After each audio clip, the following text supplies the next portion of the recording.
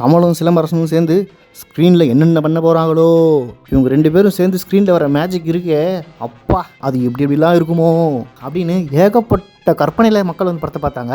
ஏன்னா இந்த குப்பை கதையை விட 38 வருஷமாக உட்காந்து யோசிச்சுட்டு இருந்தீங்க.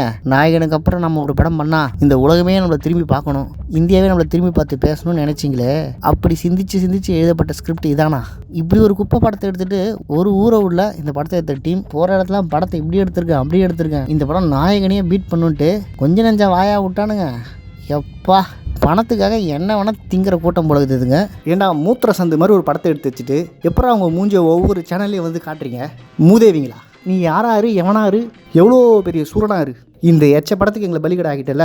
நான் டிக்கெட்டு கொடுத்த காசு திருப்பி கொடு, ஒன்று கொடு, இல்லைனா உனக்கு இப்படி தானே கரிச்சு கொட்டுவேன். நாங்கள் எவ்வளோ திட்டினாலும் அது தகும், அந்த திட்டெல்லாம் வாங்கியே சாவுங்கடா.